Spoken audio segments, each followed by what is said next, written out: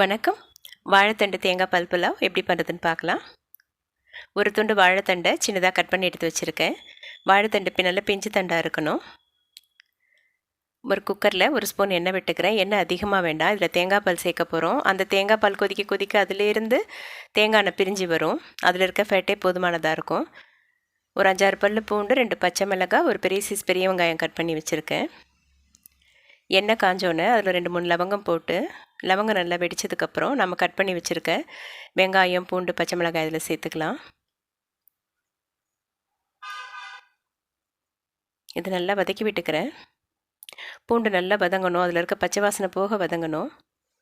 இதோட கொஞ்சோண்டு புதினா சேர்த்துக்கிறேன். ஒரு 10-12 இலை இருந்தால் போதும், அதிகமாக வேண்டாம்.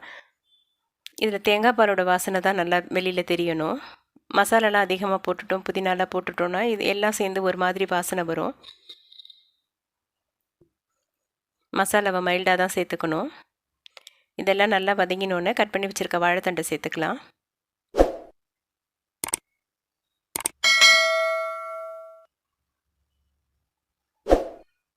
வாழைத்தண்டையை நல்லா ஒரு 2 நிமிஷம் கிண்டி விட்டுக்கலாம். அதுவும் நல்லா வதங்கட்டும்.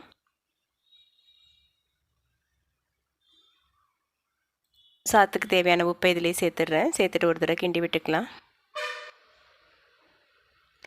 ஒரு 125 கிராம் பாஸ்மதி ரைஸை 20 நிமிஷம் ஊற வச்சுருக்கேன்.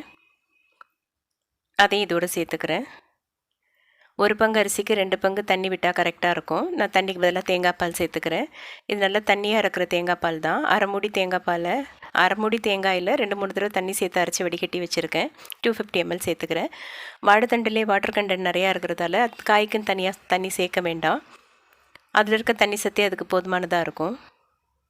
இது அரிசி நல்லா பழைய அரிசின்றதால நான் 2 பங்கு தண்ணி வச்சேன். இல்லைனா 1.5 பங்கே போதுமாக இருக்கும். ஏன்னா வாழைத்தண்டில் நிறைய தண்ணி இருக்கும். இதோட ஒரு சின்ன பிஞ்ச் மஞ்சத்தூள் சேர்த்துக்கிறேன்.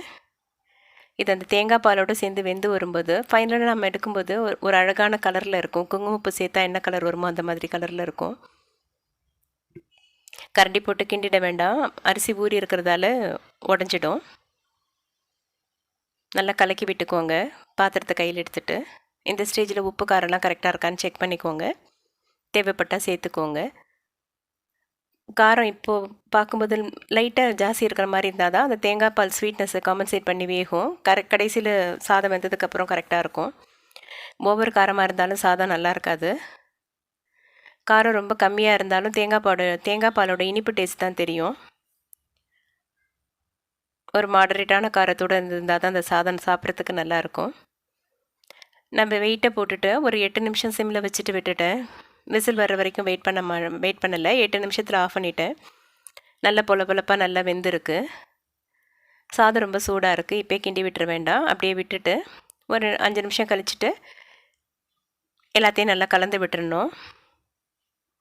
காயெல்லாம் கீழே தங்கிடும். தேங்காய் பாலோட அந்த ஃபேட்டெல்லாம் மேலே வந்திருக்கும். எல்லாத்தையும் நல்லா கலந்து விட்டுக்கலாம். கலந்து விட்டுட்டு ஹாட் பேக்குக்கு மாற்றிடுறேன்.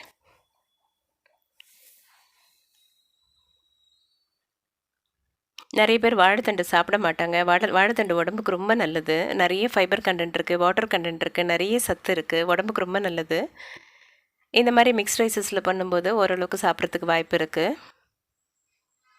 தேங்காய் பால் வாசனையோட அருமையான டேஸ்ட்டோட வாழைத்தண்டு தேங்காய் பால் புலாவ் ரெடி. ட்ரை பண்ணி பாருங்கள்.